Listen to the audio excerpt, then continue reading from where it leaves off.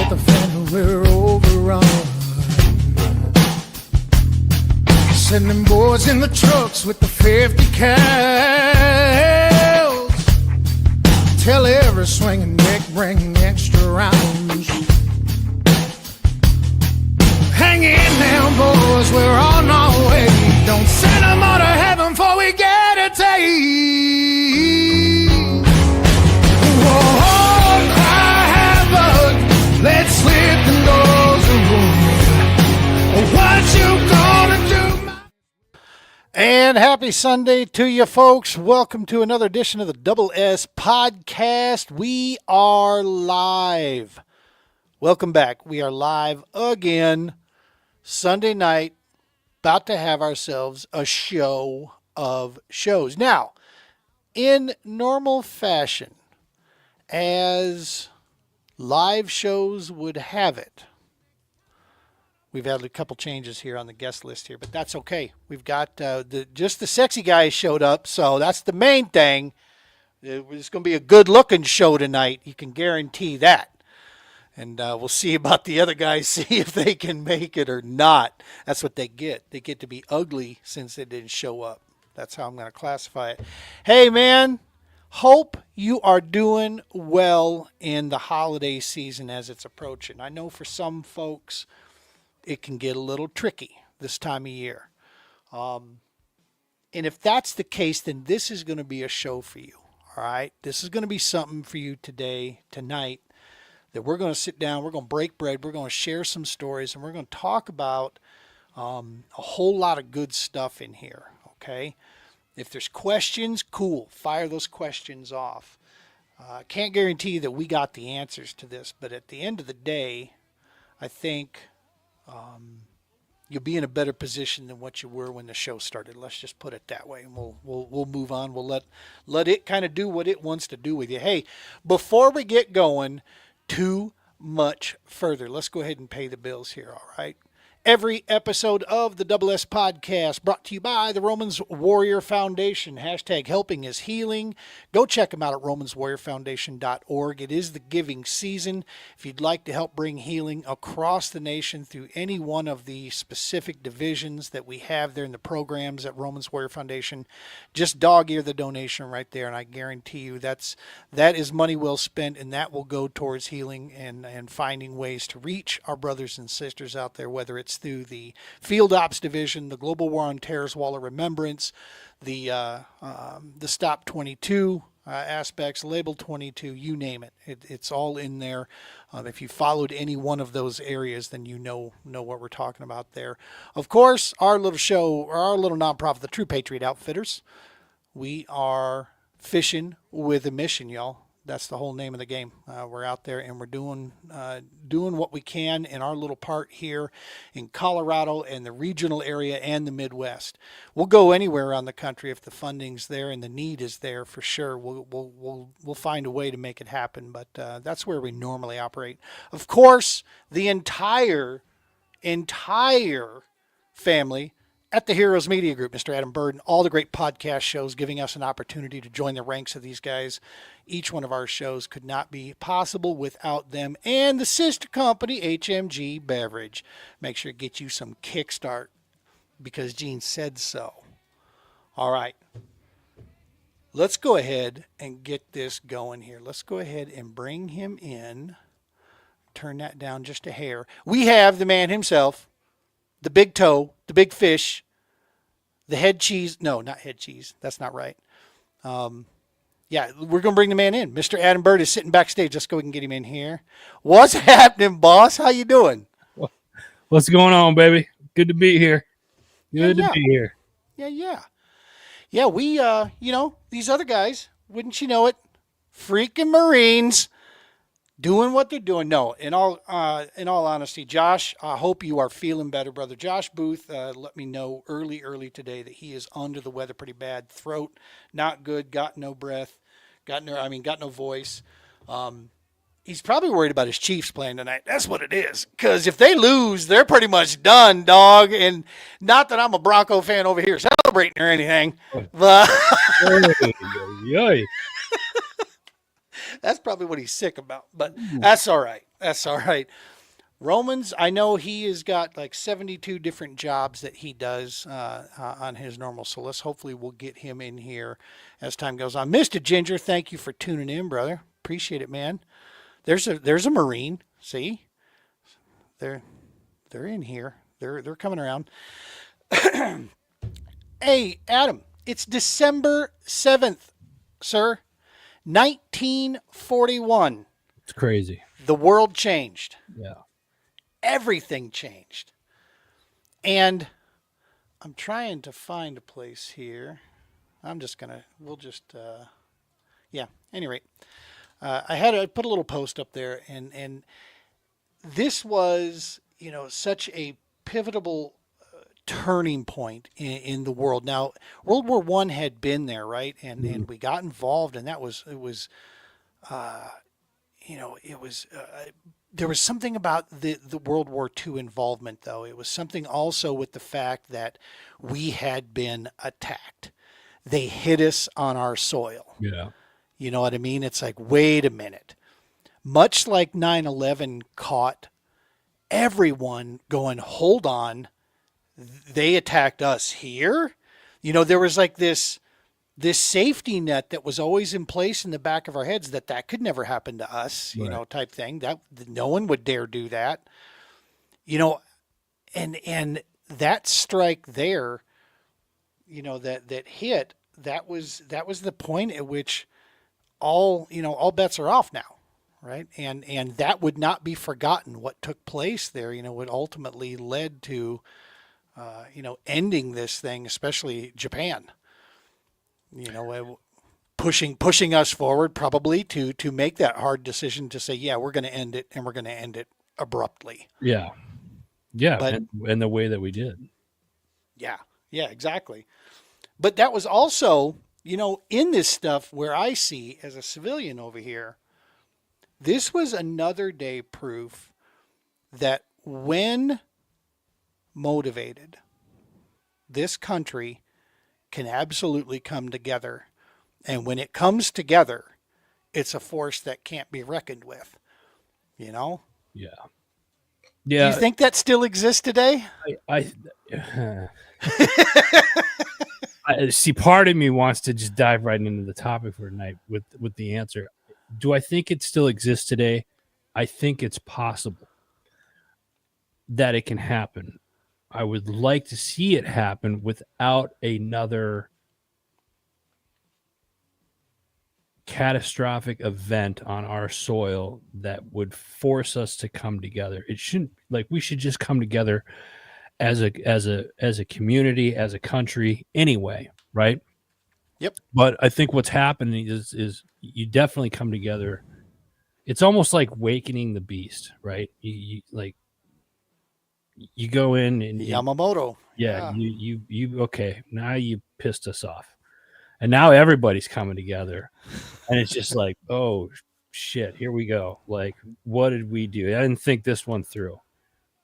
We should be like that regardless, in my opinion. Agreed. I think we should be like that regardless. It's like that when we lose someone, all of a sudden we start thinking about things that, quite frankly, we should have been thinking about and should have been saying before we lost them. Yeah. Right? I have one of these, and this, taps into our topic here tonight about faith. One of these instances took place in 1997. The only man that I would pretty much ever consider to be my father was a stepfather, Wayne. And he and my mother came out here to Colorado. I was a young man. They came out here to Colorado, and they spent, a rare opportunity. They had to travel from Minnesota because he was almost 80, and my mother was with health issues, this and that, so they didn't travel that often. Well, they come out and they were seeing my brother and I and his family and such. And I remember I was dating my kid's mom at the time, and it was around Father's Day, and I wanted to get up back to Longmont to give him a Father's Day card that I'd bought for him.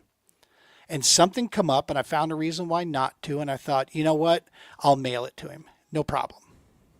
That September, we lost him. He went out, bowled the best game of his life after having a great night down at the bowling alley at almost 80 years old. And when he came home, went to the bathroom, he passed away from heart failure there in the bathroom that night. And I still have that card still today. And it's a reminder to me, hey, dumbass, tell the people you love them that you love, and make sure you go. Don't wait another day, right? Yeah. Same topic, right? Same premises that you'd like to think we don't need catastrophic stuff to remember to be smart Right. and good.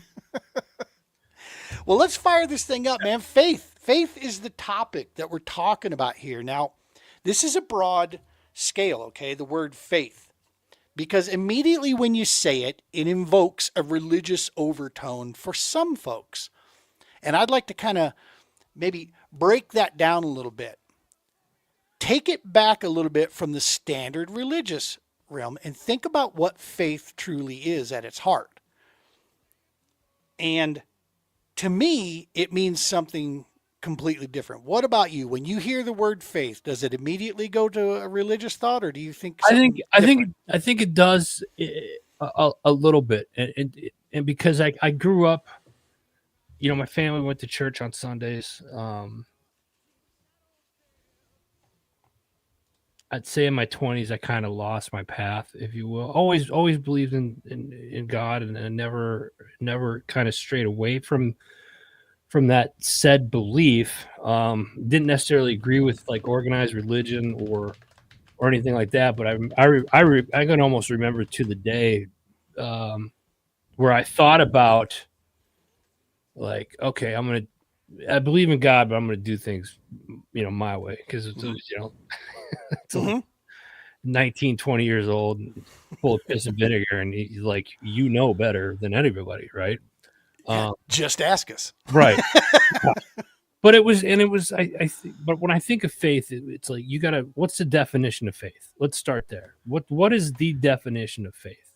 I actually looked into this. It's a belief or trust. I'm gonna fire it up again. Yep.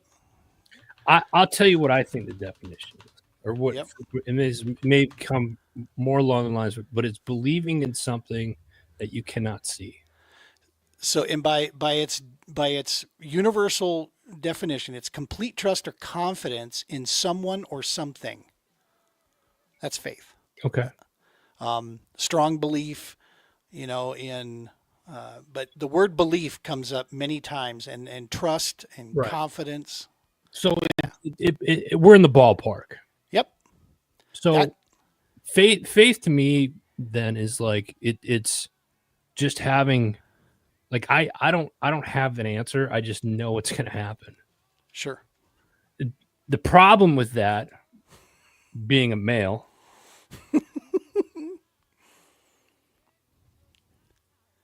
can't control it, and it's never on my effing timeline. You know what I'm talking about. Yep. You know what I'm saying? Yep. It's like, and I think knowing that you don't have control over a situation, and knowing that it's not going to happen on your timeline. Now, mind you, this is probably more from a religious side of thing. Like, we're not on our time, we're on God's time. So let me be, I'll say it from the religious standpoint there. You don't have no control over it, and it's not in your timeline. You're ignorant to think that you have control, and you're ignorant to think that it's going to be on your time. It's not, but you have enough faith that it will happen the way that it's supposed to, when it's supposed to. And that's for any situation. You can literally instill that in any part of your life. Right. Right. Here's an interesting piece. Faith. Whether you are of a religious background or not, Yeah. whether you're an atheist or a devout Roman Catholic, you have faith. Yeah. Everybody has faith in something. Right. That's the thing. It's always there. It's not as if you don't have it. I mean, the very fact that you get up and you go to work, you get in your car and you drive through the craziness, especially if you live in the metro areas of any major city in America these days. Yeah. You take your life in your own hands and you have faith that you're going to make it there. Because if you didn't, you'd never leave the house. You buy food from a grocery store and you consume it and you have faith that somebody checked it and said this wasn't garbage. And you shouldn't have faith there because most of the stuff we buy is garbage. But you have faith in these things, right? So no matter how you want to break it down, we all have it and possess it. It's there. It's a trust or a confidence in something or someone. Yeah. So there's not an existence. For the longest time, I viewed, and I still view, atheists and the Roman Catholics. I put Roman Catholics at the far end, man. There's a lot of voodoo in that, going on and such. And I mean, no disrespect. I'm not poo-pooing. I'm just saying for somebody who's not in there, rubbing ashes and swinging, smoking chalices around and stand up, sit down, stand up, kneel down, stand. There's a lot of, there's a lot of stuff that comes with the process. But I looked at the two the same because both of them are so hard set on something that they can't physically prove, but they're convinced of their superiority and convinced that they are correct. Fair. And after a while, at some point, if you're on the outside looking in, you start to connect the dots, go, wait a minute. Maybe it isn't science versus God. Maybe it isn't that. Maybe science isn't disproving anything. Maybe the two run side by side this whole time and they complement each other if you really start paying attention to what we're seeing out there. Short of,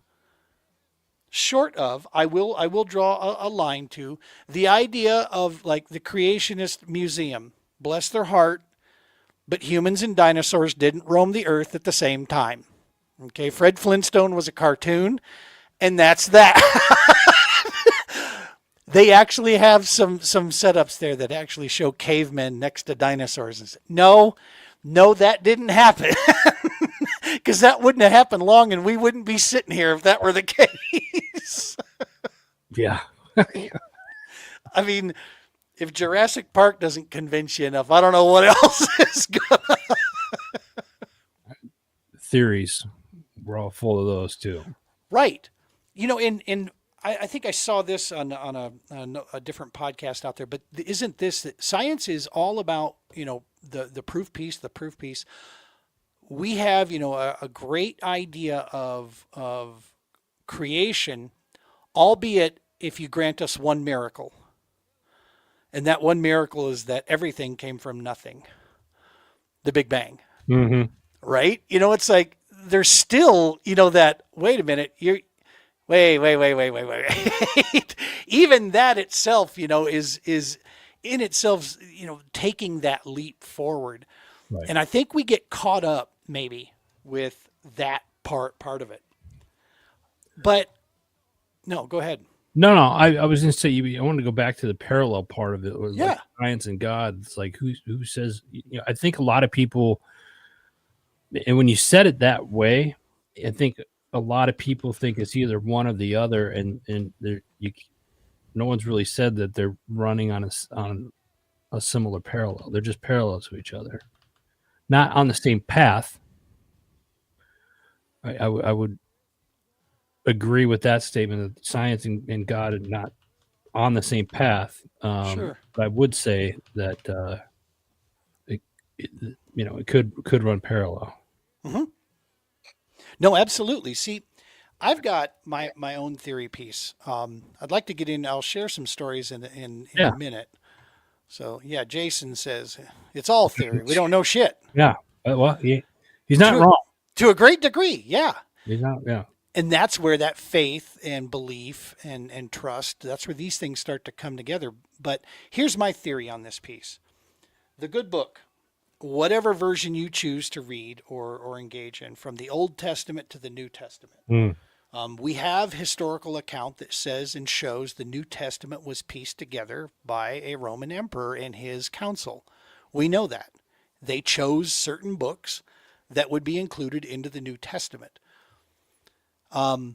which is fine. I used to think that was, like, well, see that right there. This isn't the word. This And isn't blah, blah, blah, purposely blah. left certain books out. Yeah, and there's a lot of weight to that. I literally just had this conversation with my son, who, as you know, is going in his master's program at seminary school right now. Yeah.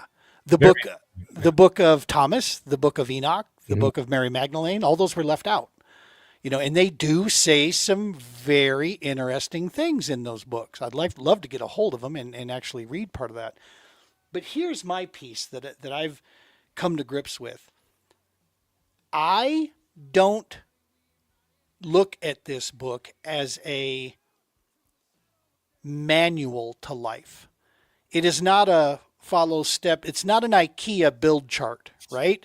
I don't look at these things to say that this is where this goes, this is where this goes, this is how this happens.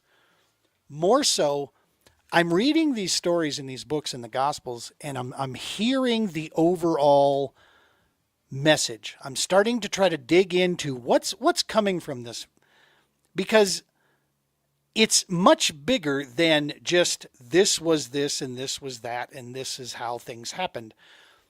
But moreover, there's little keys in there. For instance, in the book of Genesis, I've gone back through and I'm paraphrasing through this, but I read through this, and it clearly states, it talks about how in the beginning, when God is creating things, that it's coming from the oceans. And yet, and science maintains that we believe life began in the oceans on this planet, and it came from that. So again, I submit back on this going, maybe it's not one versus the other, boys and girls. Maybe we're starting to see something coming together. Now, is it divine intervention? I don't know. I'm not going to sit there and say that, right? I have my own personal life to draw from and my own personal experiences where I do believe there's been guidance. I can't turn away and ignore that anymore. I know for a fact there's been some stuff that's taken place that you'd have to be a complete dolt to try to lock it up to chance or random occurrence. That's illogical in my mind. Too many times, no, it doesn't work that way. But so you grew up, Adam, in a church environment. I did not. At what point? So you're a young man. Was it during your service? Was it as you were going off there? At what point did it, or has it always just been a part of you, and you were just trying to figure out how it was going to be a part of you? It's a great question. Not really sure how to answer that, in a sense of, I think it's always been a part of me, but I've always had questions. So you ever feel like you're somewhere and you just don't belong, and you kind of feel like the oddball, or like you hear something somebody says, and it's like, okay, I hear what you're saying, but why is it that way? And then they don't have an answer for you, or can you elaborate on that? And they don't have an answer for you. And that was Right. kind of how I felt like at some churches. Other churches that I've gone to a lot of different churches, a lot of different denominations, and I look at religion now as like, you have, corporate with, different departments, right? Under the same corporation, you just work in different departments. That's how I look at organized religion. For me, my experience, like I wear this cross on my neck. I don't take this off. I've had this cross for, I don't know, 20 plus years. My mom got it for me. The only time this ever comes off my body is during x-rays and during CAT scans. That's it. Love it. And when I talk, and Gene, you've known me for a while, I do a lot of public speaking and stuff like that. So when I'm on stage and I share my faith, I'm telling people, I'm not trying to convince people that, hey, this works, you need to go do this. I'm just telling you what works for me, or what has worked for me from the faith side of things, if that makes sense. Right. So We got it. So to kind of go back to your question, has it always been a part of me? I think it's always been a part of me, but there's always been questions that I've had and that I've questioned. And now that I've gotten a little more seasoned in life, I start deep diving a little bit more. And it's great for me because I got somebody that's very close to me now that is in seminary school, and I have great conversations because I trust him. On it, and it's here to hear a younger generation's point of view on how the younger generation looks at religion now as well. Absolutely, absolutely. And I've got a YouTube comment here that popped up, and this is interesting. I've been waiting for this to come down. It said, "Gene, you guys should talk about apophenia." So, apophenia is the erroneous perception of patterns or correlations in random or unconnected phenomena, events, and data. Okay, it's a noun, right? And that's what many of the atheists out there will, and folks that are non-believers in creation, will point to this every time. And here's what I'll tell you about this. Fair enough. But even in the definition of the existence of apophenia, you have a faith and belief that those things are not connected. What I'm suggesting to you in return to that is, how do you know that? You are so convinced and so in a belief and you have faith that these things are not connected. Yeah. But I'm telling you that the only proof there is out there is that some of these things could be connected. There's no proof that they're not. There's just the thought that they're not connected. Right. So in and of that, it's a great mechanism to attempt to dismiss without going further down the rabbit hole. I'll give you that. But I'm not convinced that is even a real, piece there, because my personal experience led me to a different side. Adam, you're talking about your son, and I got to tell you, the other night I was having a conversation, and we had to make that run real quick to South Dakota for my wife's Uncle Dick. He passed away, U.S. Navy vet, which I will embarrassingly openly admit I had no idea he was a Navy vet the whole time. I knew he worked at the post office. He actually was a police officer for a short stint before he started being a postal worker. I had no idea Uncle Dick was a Navy vet. I can tell you Uncle Dick was living on borrowed time to begin with. 20 years ago, he had a liver transplant. And Doc said pretty much, you got about 10, Dick. That's about what you're going to get.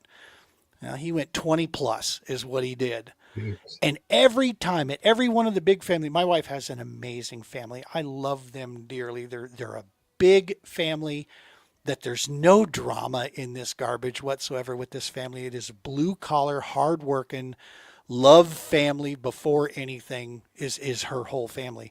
And at every one of the events where Uncle Dick would be there, I sought him out. He was funny. He always had a wit to it. He always had something in there that, would just make me smile. And his smile would lighten the room up, man. It was full of life. Just every time he would get. Now, remember our last interaction? He bought a boat. His wife was not happy with that boat.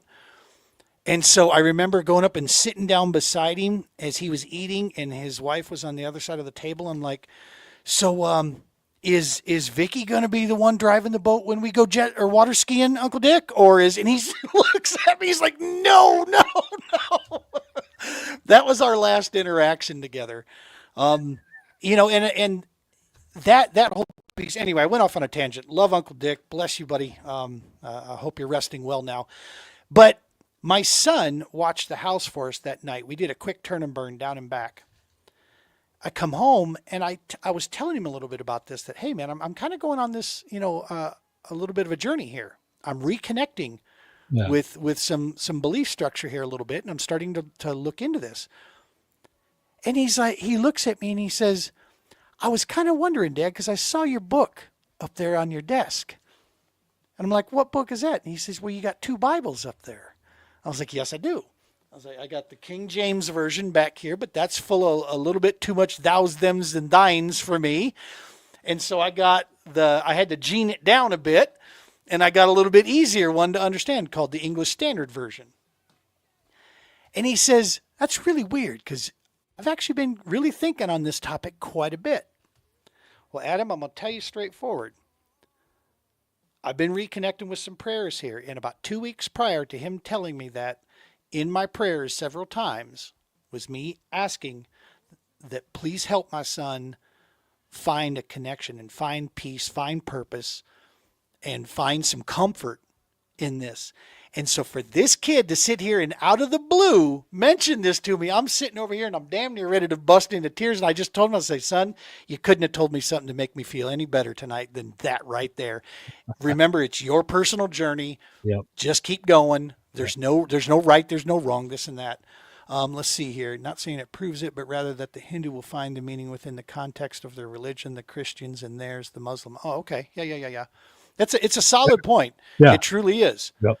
And I think, Garfunkel, I'll be honest with you, I think that's the genius that is in most religions, is that it's meant for interpretation. It's not meant to be a singular point of 1 and 1 equals 2 type thing, because life isn't that way. Life is full of complications and twists and turns and things of this nature.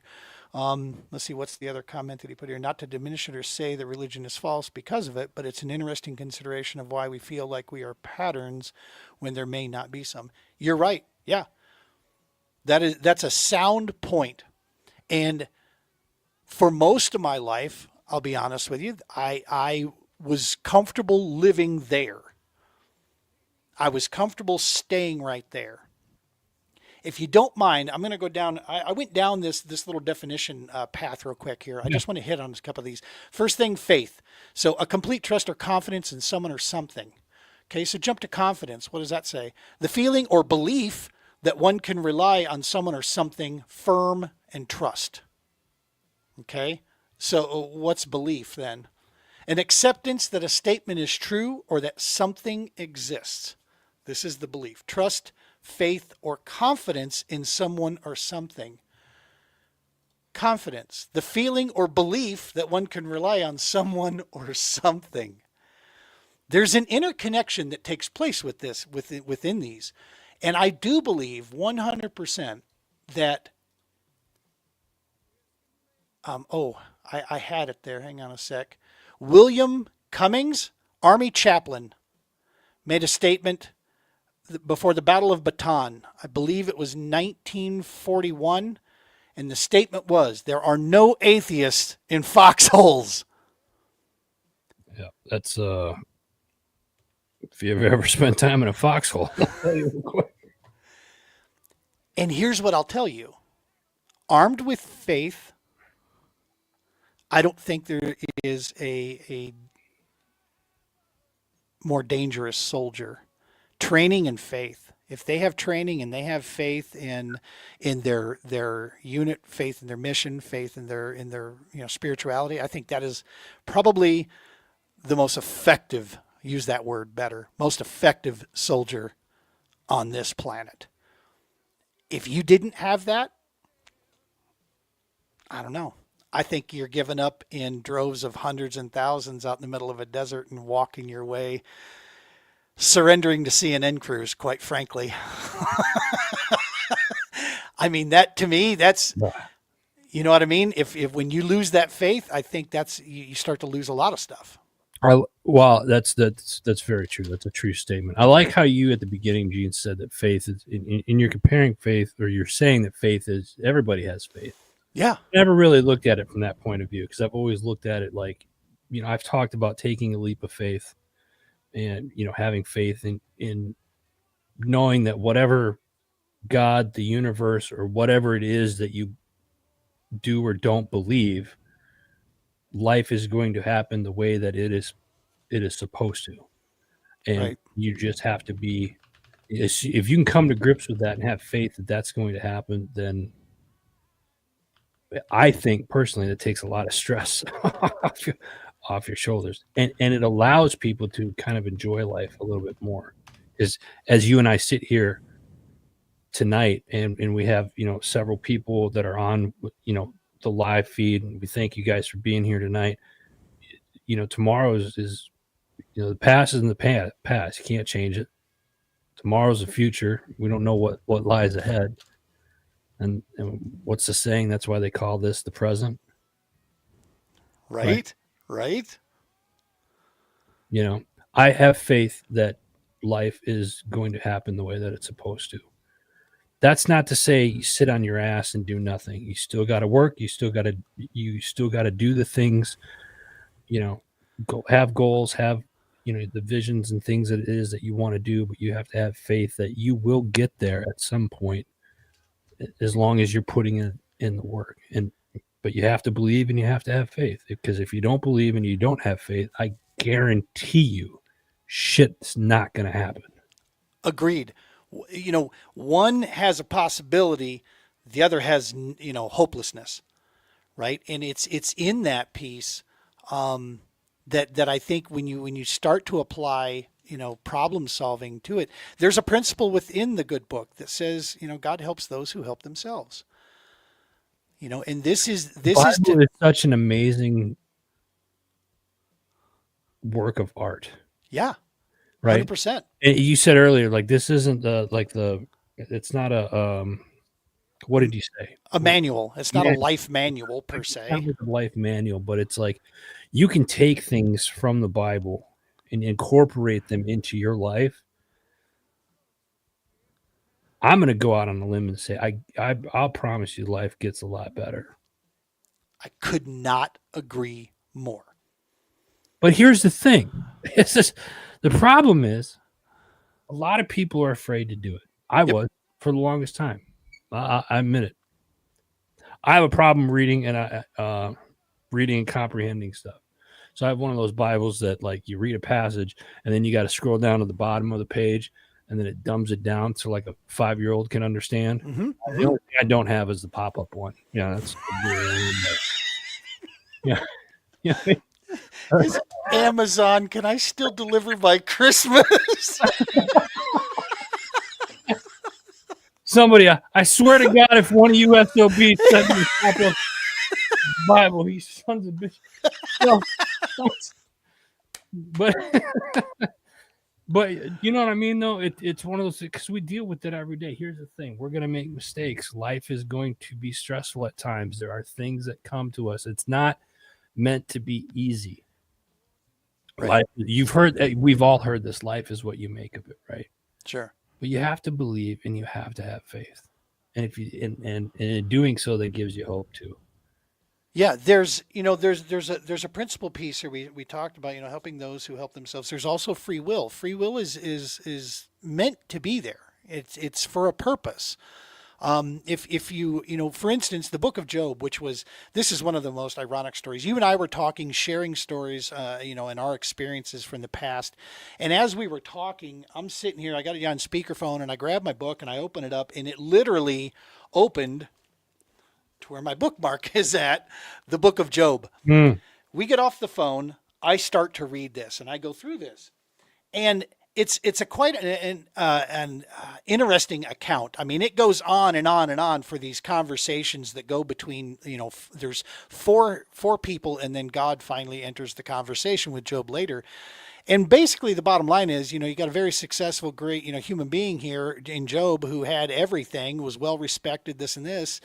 And God basically gave Satan the green light to, you can test him. Go ahead. And so he tested him multiple times, because Satan questioned whether or not this guy would be, if he lost all these great things, if he'd still be as faithful. And it wasn't until the very end that, Job started to question his faith. Why would this happen to me? And why would God permit this? And goes through this. And at the end of it, it's basically God telling him, you do know I got a lot of stuff going on, right? You're not the only thing in the universe for me to pay attention to. Type deal is basically what he's, what it gets down to, at least my interpretation of it. Yeah. And it says basically that, but you've kept faith, you've kept strong, you questioned, and you're okay to question. There's nothing wrong with that. And at the end, good health was returned. Eventually he went through it. So it was, yes, he had to go through. Nobody's saying it's going to be, this perfect ride throughout. But there does need to be a point by if you go through life thinking this is it, that when this is done, or that random occurrence is all that is taking place in this world, I submit to you this is probably at the heart and reason for a lot of our mental health issues that we have in this world right now. Specifically, I'm going to speak to America.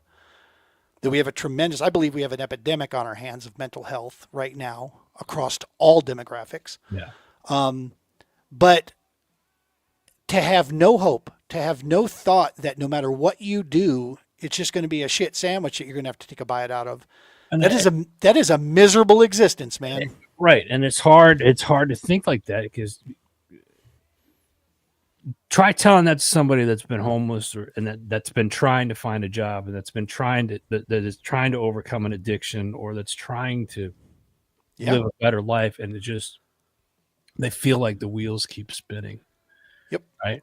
I can count a handful of times in my life where I felt that way, and it was just like, what the hell? I guess this is what my life is supposed to be like. And there was a time where I lost hope and I lost faith for a while, and it sucked. Yep. It was miserable. Single dad, laid off from a great job that I had at the time, which ended up being a blessing, getting laid off. Right. And then not knowing what I wanted to do when I grew up. And at that time I was 32, 33 years old, and I was like, shit, I'm grown. Like, and I'm still trying to figure out what it is I want to do. Right. And it wasn't until several years later when I finally, figured that out. I think we got a comment here. What do we have? Yeah. Can you clarify that you're saying it's either a belief in God or there's nothing and no sense trying? No, Well, that's not what I'm saying. What I'm saying is that if your belief is that the world and our lives are not part of anything bigger, and that we are just a series of random occurrences, then that can be, for many people, an empty existence. yeah. It truly can, because it pretty much leaves everything wide open on the table. If that were the case, if that's how you actually believed and lived, then why don't you rob somebody? Why don't you, do, and people will immediately jump to because I want to be a good human being. What is good? How did you define good to begin with?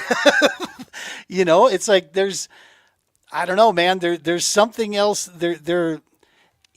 It's a hard thing to try to grasp, to tell me that, especially pulling from personal experiences now, that that our universe that you see around us, the energies that we have drawn around us, are only in its physical, measured existence.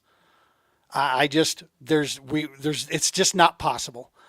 The amount of perfection and random occurrence that has taken place, 1 in a million chance of us, evolving to this state, or our planet being where it's at. That alone should tell you something, man. It's at some point logic does have to interject there to go, okay, hang on.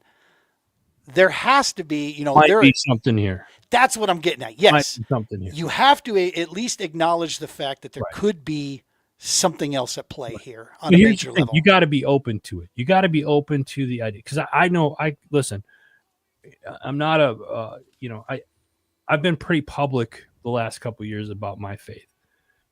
I'm not a Bible thumper. You're not going to listen. If it works for you, Yeah. If you've never tried it, give me a call. I'll be happy to tell you how I got started in it. But I'm not sitting here. I'm certainly not going to sit here and tell people you need to do this, you need to do that. When I talk and when I share my faith, I'm just telling you what's worked for me. I'm not saying it might not work for you. Yeah.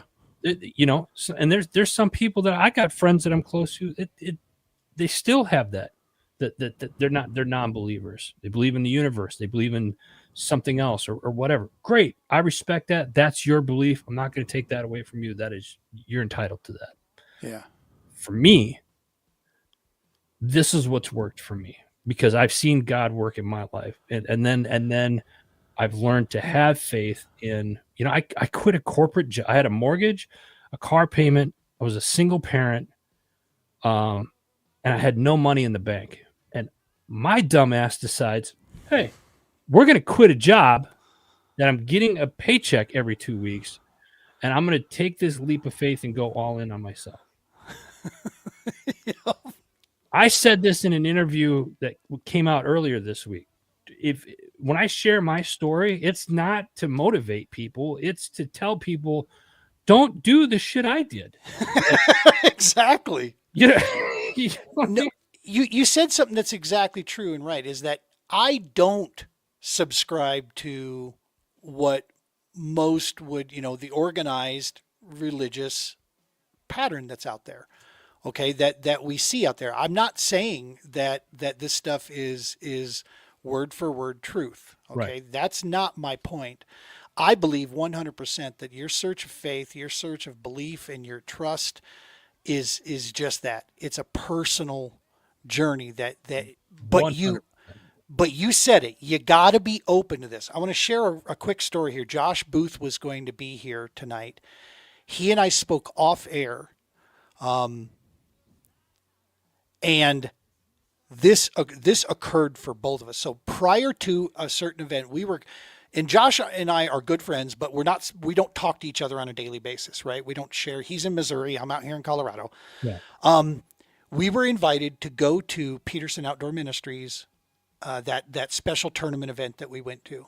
Yeah. Tron Peterson has an amazing retreat location, the Lodge of Hope that's out there. I went to this knowing there was going to be a lot of prayer. There's going to be a lot of talk of God and Jesus. And at the time, to be honest with you, just not my cup of tea. Wasn't real interested in it. Right. This was this year. Josh Booth was in the same boat as I was. As I was driving there from Colorado, I had the conversation in my head. Hey, man, just this time, just open your brain a little bit. Just listen to what they're saying. Talk to some people and just be at least willing to hear what's going on here. And I remember telling myself, all right, fine. Yeah. I won't immediately poo-poo it in my head. Right. So the weekend took place. And I can tell you, one of the first things I told my wife on the drive home and when I got home, my experience, what I felt, because heard many testimonials from a few people there. They had just had a veteran gathering prior to us showing up for this one-day event. And there had been several individuals that were considering some dark things that retreat helped change their perspective on what they were doing with that. So there were some lives being saved here. We get done with this great event. And what I came away from was feeling that, you know what, dude? All I felt at this was this immense love. Mind you, there were a couple female anglers there, but this is mainly a bunch of alpha, salty dog, kayak anglers hanging out in the woods, smelly, unshaven, gnarly dudes hanging out at this lodge, fishing for a great cause. And there was this sense of peace. There was a sense of love. There was a sense of belonging. And while I may not have known Roy Boyd prior, he was the vet that Team TPO won the kayak for when we were there. I left there, and the moment I saw him and started chatting with him, knowing that we were fishing for a chance to win him a kayak, I felt as if he was my brother already. There was just this sense of belonging. Yeah. And this was coming from, a guy who was not real sure how that part was going to go, right? I knew it was going for a good cause, and I'm all in on that. But the other stuff, Josh Booth shared with me that on his drive home, which was much shorter than mine, he had, and I shit you not, the identical, almost word for word experience that he felt from that weekend. And up until he and I having that conversation, and we were going to have it here this evening, I started going down through this book. Josh's wife is doing Bible study now. She's reading through, and they sit around and talk with each other about certain things, Yeah. things they're reading, lessons they're learning from this stuff. And he absolutely 100% felt the almost identical feelings that I was feeling coming from this. And I'm sitting here going, okay, dude, at what point can I sit there and go, okay, well, another random occurrence, I suppose, that we both, two guys coming from two different walks of life, walked away from an event feeling, really going, wow, hold on a second. No, dude, there's something there. Yeah. There's something there, and it's powerful on a big level. There's just no question in my head these days. Did you ever run into a situation that gave you that light where it was like, okay, hang on. Maybe there's something going on here. Be it in service time or in civilian, in your out of service time. Was there ever a moment that kicked on a light to go, hang on a sec, what's going on here? Man, there's like several. There was time during deployment 2003. It was kind of during the initial Isaiah 6A. That's Ron, Airborne Ron. I love them. Him and Helen, great people. My son, prior to me getting deployed, my son was about 10 days old, and I, 25 years old at the time. It was. I just wanted to. I've always wanted to be a dad, and I had that opportunity. And then 10 days later, I'm at Moab Station, getting ready, gearing up to go fight in a war. Yes, sir. And I had to have faith that I was going to make it back, because I needed to believe that I was going to come back and be a dad. And I kept praying, like, if I make it back, God, I'll be the best dad in the world. Start bartering. You're like, listen, if you do this, then I'll do this. But with all of that, let me say a sidebar to that real quick, because it ties into it. I did that a lot, and I felt guilty about asking for that. Felt selfish for years later. It kind of wore on me a little bit. But then it was like, I'd ask for, like, I went from one bad relationship to that, and no secret, and it was like, God, I'm with this person. I just, hope this relationship works, blah, blah, blah. And then it'd be like a month or two later, I'm like, Jesus, for the love of God, get me out of this relationship. And then it was I always felt like, no. You wanted this. I'm giving it to you. Figure this shit out on your own now. You know what I mean? So it was kind of like it had to learn. And it was, fast forward several years. I learned, again, this is my own personal experience. Sure. I had learned, I was questioning, is God really real then? Because why am I a single dad? Why am I this? Why isn't this working? And it wasn't that it wasn't working. It's because I wasn't listening. Mm-hmm. And that's how I had started to lose faith, is because I wasn't listening. And when you start to listen, I had to figure out how he was communicating with me. Because I always tell people, and again, this is my opinion, your mind will play tricks on you. Your heart will deceive you. But your gut, that some bitch is right 100% of the time. You start listening to your gut. So when Adam started listening to his gut, I felt like that was kind of God communicating with me. And man, let me tell you something, Gene. There were times where I was sick to my gut. But when I started recognizing that and changing that, man, life got a whole lot sweeter. right? That's powerful. And it led to another. And I'll share this one more time. Sometimes faith comes to you in a dream. Maybe God's telling it to you through your gut, right? Or maybe it comes in the form of somebody, a family member or a friend. In 2013, it was April 1st, April Fool's Day, true story. I quit my corporate job, right? I took that leap of faith and I went all in on my business at that time. 2015, we shut that business down, had business bar. It wasn't working out. And I was contemplating it going back to the corporate side of things. And I'll never forget this. I've told this story before. I'm sure Pops is watching. I was sitting at a bar in Tucson, Arizona with my Pops. And my Pops was the kind of guy where he was very much the type, get a job, work it for 30 years, retire, die. Yep. Like cut and dry, old school, right? Yeah. Yeah. And we're sitting there and I'm telling him this. Now, mind you, I'm expecting him to tell me, go get a job. That's not what happened. Wow. And that's when I realized, okay, if Pop has faith in me, then maybe I need to have a little more faith in myself. And maybe this is right around the same time where I started listening to my gut. Mm.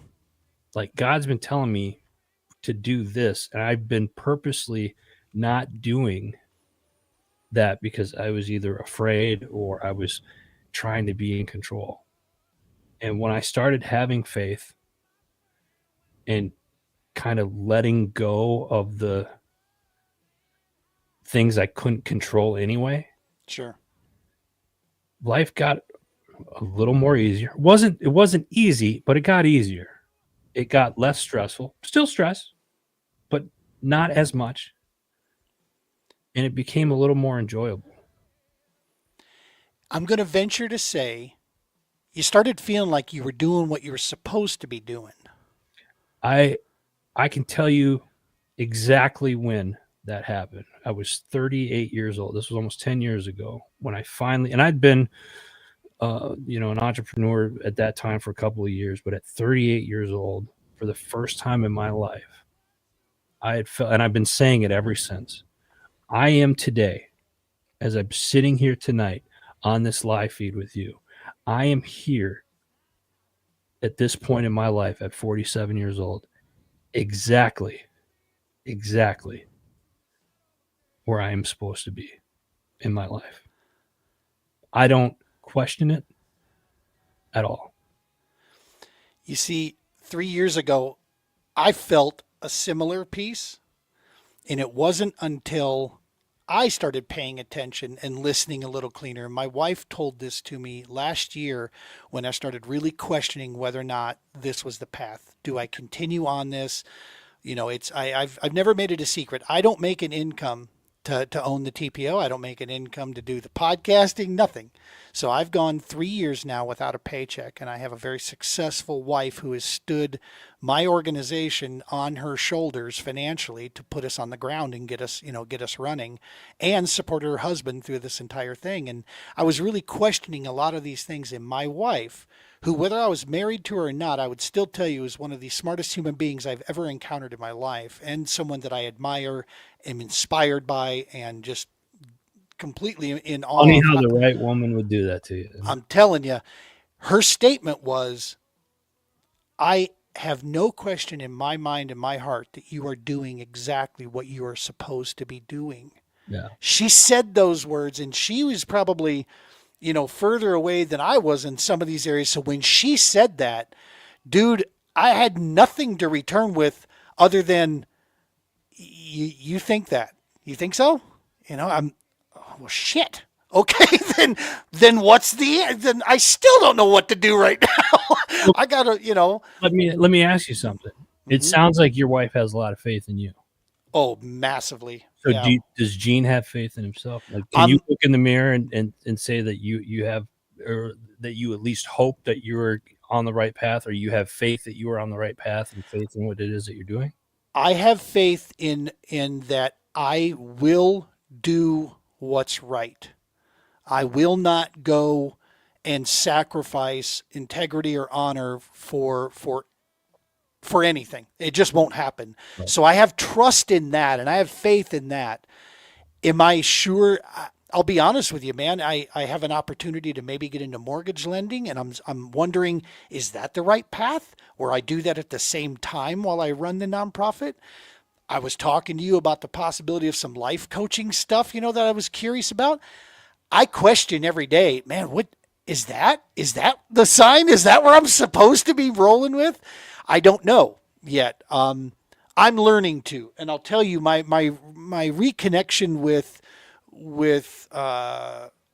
with God and my reconnection with the Bible and Christianity, if you will, maybe not in its normal traditional sense, but just my reconnection with God Yeah. is helping in that area. It's slowly building that confidence up that I'm going to keep working my ass off and I'm going to keep digging and keep fighting. And sooner or later, I'm going to feel it. I'm going to know, because I'll tell you what, when you know, you know. And the way I did not believe that shit. Did not believe that until my wife and I reconnected some 25 years after we had initially dated. When she got out of the car at my brother's house when I was out here in Colorado visiting for the first time in 5 years, she got out of the car and walked up because we were going to go out to lunch. And I'm telling you flat out, it was like a set of meteors came running out of the sky and smacked me in the forehead, looking at her and said, "There, dumbass, that's why nothing else was working, is because she's standing right in front of you." That was beginning of November of 2016. By December 15th, I proposed to her. And she said yes. And we got married in May of 2017. Keep in mind, both of us had 17-year relationships with other people prior to this. I had just got done with a not a fun divorce, was a single dad for quite a few years. My plan was I'm moving south, going fishing as soon as I get those kids off to college. My ass is Missouri bound. I am getting out of here. She completely derailed that, just upended the whole apple cart. And for the first time in my life, it was because I finally knew. And that was, it was, I could go into the long story of how we reconnected there of wait a minute, that should have never occurred. How in the hell did you two cross paths all of a sudden again after 25 years? And it was because we needed to go the path we needed to go in order to understand where we're at right now. And now I know for a fact that my final days on this earth will be spent next to that woman right there as my best friend and my soul savior. There's no question about it. She is my center of my universe through and through. And that's, that just could not change. There's nothing man-made or not made that could change that, And I'm telling folks out there, I tell my son this, I tell anybody I come across this, it does exist, man. It's rare, but it's out there, and you will know at your core. I have one story that I wanted to share. I've said this before, and actually, you got a question there. Gart Funkel, who's been doing some great questions there, wanted to know, did you go back to corporate or start a new job or what? No, I started another business, and then I started another business several years after that. And so now I have, 4 businesses. I sit on 3 or 4 nonprofit organizations as an advisor or as a board member. I stay ridiculously busy. insanely busy, and yet I make time for myself. And again, I'm able to do all of this stuff is because I have faith that everything is going to work out the way this. You got to stop worrying about shit. And I put the worry, I turn the worry into faith in a sense of it'll happen. And that, to some people, that sounds irresponsible. Hell, it sounds a little irresponsible just saying it out loud as I'm sitting here. I realize it, folks. But if you knew my track record, you'd know I'm not the one that picks the easy road. Like, I don't pick the road. I find the thickest part of the woods and start walking through that because I'm a dumbass. But that's just it. It is what it is, and it's what works for me. And again, I wouldn't be here if it wasn't for, I think, having hope, believing, not necessarily in myself. I do believe, I'm starting to believe in myself. At 47 years old, I'm slowly starting to believe. But I certainly believe that God has me where I'm supposed to be in life. My purpose in life is to help other people get to where they want to go. Amen. Period. Yeah. Period. And dude, that is what I was. You had mentioned earlier. For those folks out there maybe going through some addiction situations, substance problems, homeless situations.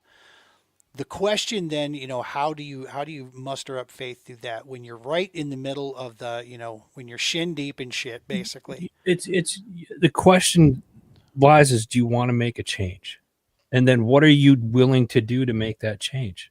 And some people, I can't do this, I can't do that. I hear a lot of can'ts. Yep. And this is going to sound very insensitive. I already know it's going to, because I'm kind of an asshole, and that's how it works sometimes. And it's certainly not my intent. You don't always have control over situations, right? I've had a house foreclosed on me. I've had, cars repoed. I've been through some shit. You don't see all of that stuff, a lot of it on social media. 'Cause I'm also one that doesn't share a lot, believe it or not. Yep. But I'll share those experiences offline a lot of times, or on personal levels, and I take the experiences that I've had in life, and I try to incorporate that in somebody that is going through a hard time, whether you're homeless or you're feeling down because it's the holidays, or whatever. Pick something. Yeah, I'll find a way to get you out of it. That's I just and this is going to sound arrogant, and this is certainly, and Gene, you know me well enough to know that that is not who I am at all. But that is something that I'm good at. 100%. And here's where I'll point to. I'm with you. I'm a pull your boots up, right? Pull by the straps, grab your bootstraps, and get back at it. I'm not a great person when it comes to the Like the cheerleading, loving. yeah. That's You're more of like, I love, but I love hard yeah, but hard love. like I have no filter. Yeah. I'm pretty direct, because here's the thing, like, I'm going to be honest. And are there times where I could be a little more soft? No, that'd be, sure, there probably is, but then I'm not being who I am, and then that just kind of defeats the purpose. I shouldn't have said anything at all then, right? But here's the thing. I'm going to tell you this stuff, but I'm not going to leave you hanging. I'm going to be right there with you then. Exactly that. I'm not going to tell you some shit like, Gene, you need to do this, and you need to do that, and you need to get your head out of your ass, and you need to lace up your boots, and this is how it's going to be. And then walk off. Nope. Mic drop. You know what I'm saying? Like, Right. no. Like, it's like, okay, let me know when you're ready. Gene, let me know when you're ready, because I'm going to walk this walk with you. I'm going to make 100%. sure that you get to where you need to go. You see, and this is where I'll tell you, this is where faith starts to come in. There's a couple things, couple lessons that we're taught. Number one, he will never throw anything at you that you can't handle. Yeah. All right? Yeah. That's a tough one. That's a tough one. I wish you wouldn't trust me so damn much. Exactly. Right? I'm just saying. I don't tell a lot of people about, the details of my childhood growing up, this and that. And most folks, quite frankly, would be a little bit shocked. But I'm going to share just a story here real quick. This was into my teens. Okay. I was not a good kid, right? Raised by a single mother. My brother and I were the only two mainly in the house most of the time. But I was not a good kid. I was angry at the world. I was involved in stuff that I shouldn't be involved in, this and that. Well, I was also pretty good talker, and for the life of me, I got into a lot of scrapes and always seemed to come out on the right end of them. At least I thought it was the right end I needed to be on, because I tend to walk away in most cases where maybe Not as many people did. So this was kind of where I was living in this little podunk town. Well, I had a buddy of mine for like a summer. He was a good friend, and his girlfriend was, I could tell, really had also eyes for me. They had dated for like a year. They broke up. I'm speeding this story up. She and I got together, unbeknownst to him. And when he found out, it wasn't good, as you would expect, teenage boys. And this, he and I were supposed to be friends. And I broke the bro code. There's no question about it. I should have never done it. It was a shitty thing for me to do, even though, no, it was a shitty thing. I shouldn't have done it. Well, one night downtown, he and three of his buddies drive by, and I'm standing by myself. Rarity, I'm standing by myself at the corner of this street, and he comes up and he comes out. He says, "Hey, man, we need to take a drive, and we need to have a talk." I said, "Okay." And in my head, I look in the car, and I know what's about to go down, and I'm like, there's only three of them. This is what I'm thinking in my head, right? Like an idiot.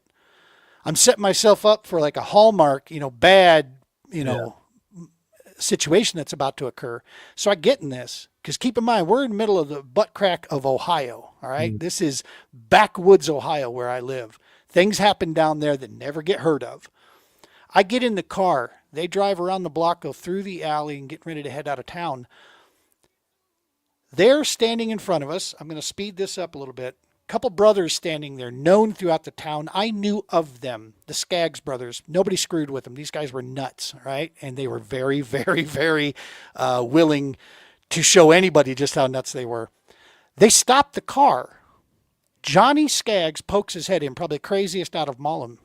Says, "Hey, what's going on here?" And he looks at me and goes, "Gene, right?" I'm like, "Hey, Johnny." And the other guys are looking around because they know who the Skaggs boys are. And I look at Johnny, and I don't know if it was the look on my face or what. Literally, Johnny's like, "Hey, Gene, I want you, come on, hang out with us, dude. You guys going anywhere?"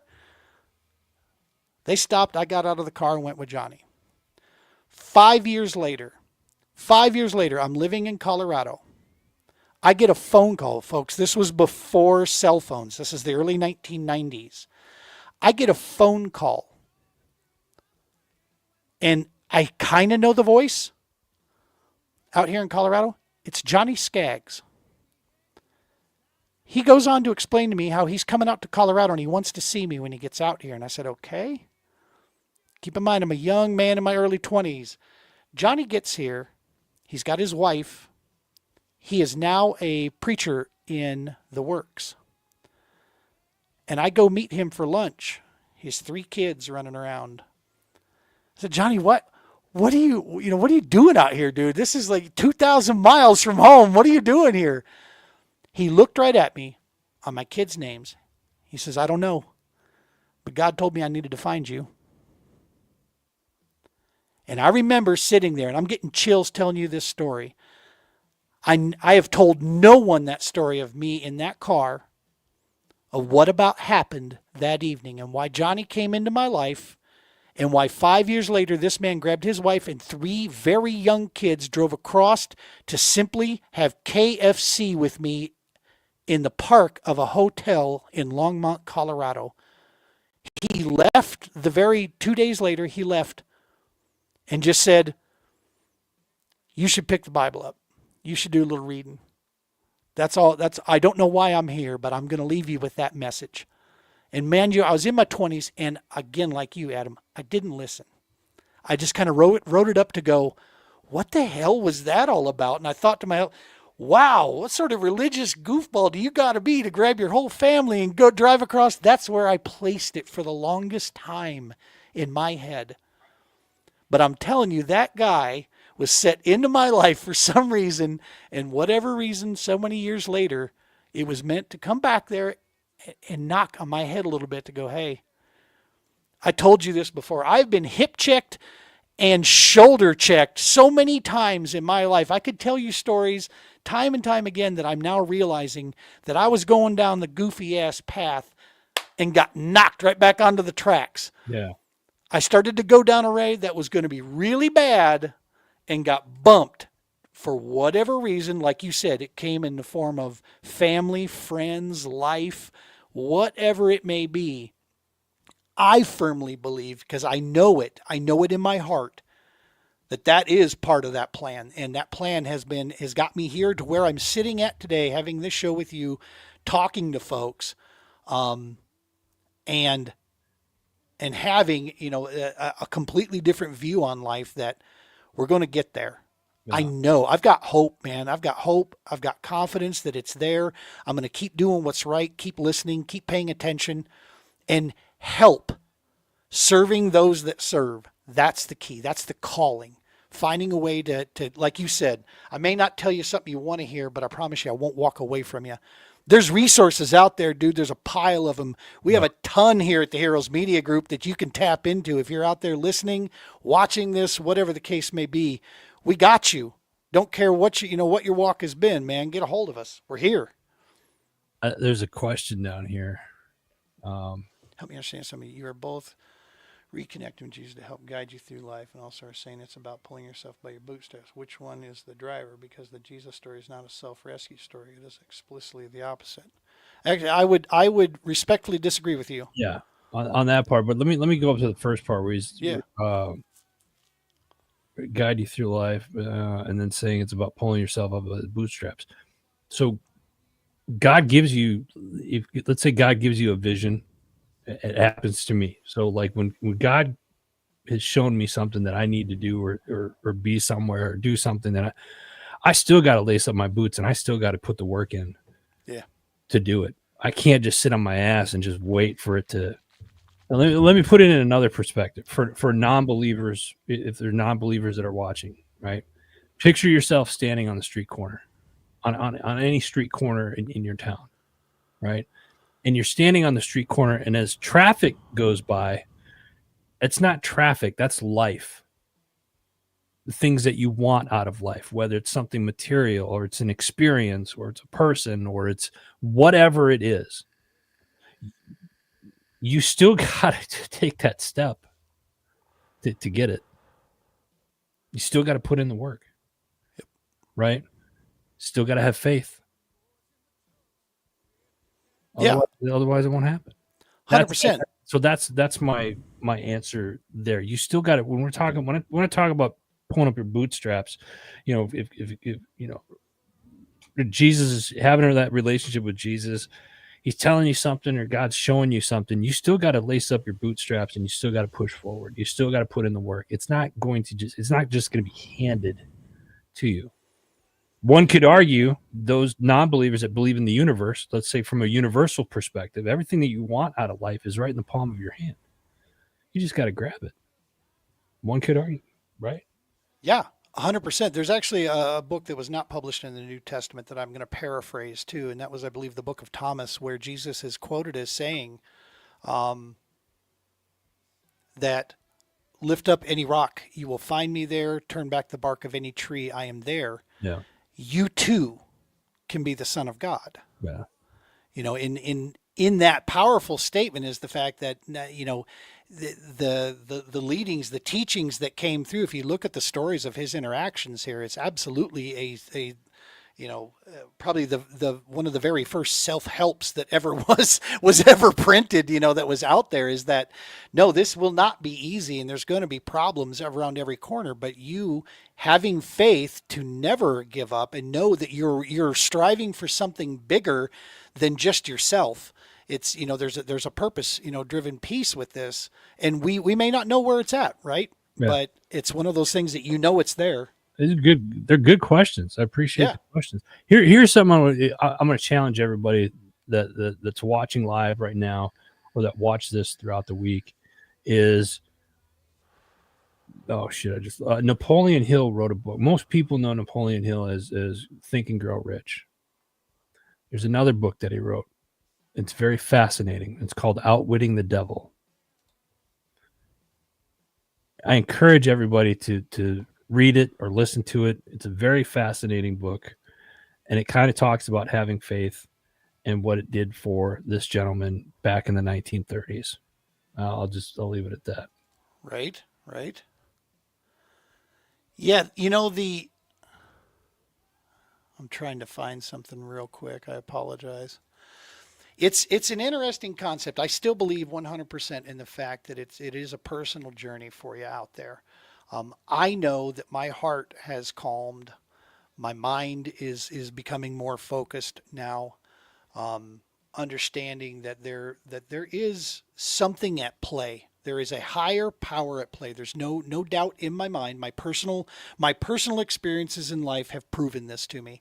The difference is what happened this last year is I stopped trying to discredit it. Right? Hmm. I started admitting the fact. Okay, hang on.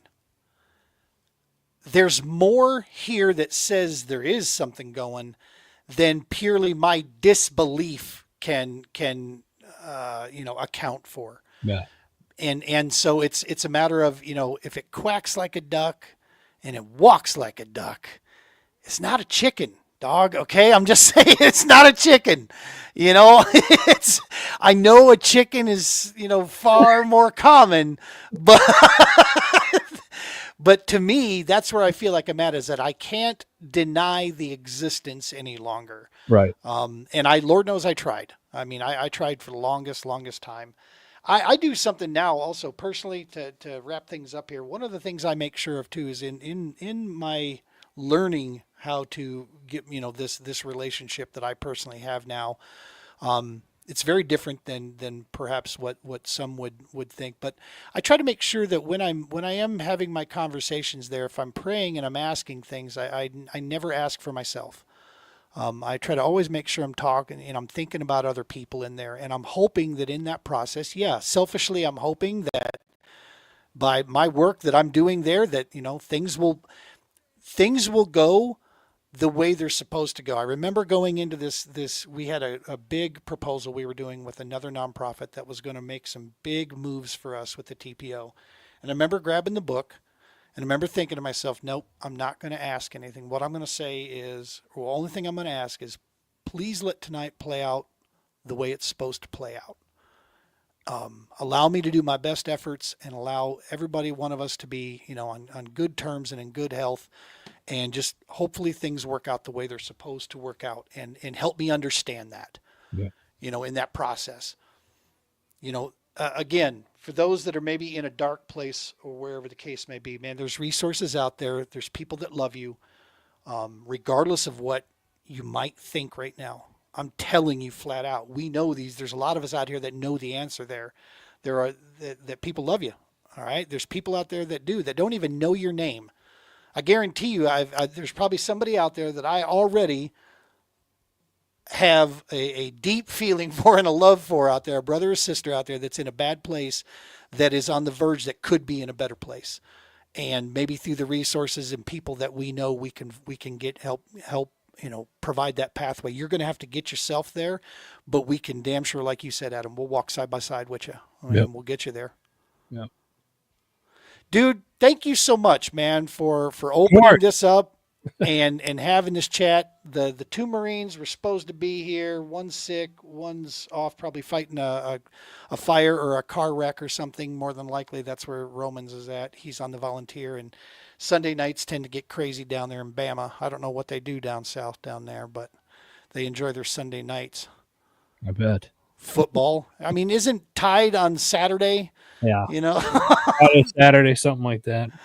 Yeah. Let me say this, Gene, real quick. I Yes, appreciate you inviting me on to talk about what is the topic that's near and dear, to me. I appreciate everybody that's left comments and that has tuned in tonight, and those of you that watch this later on.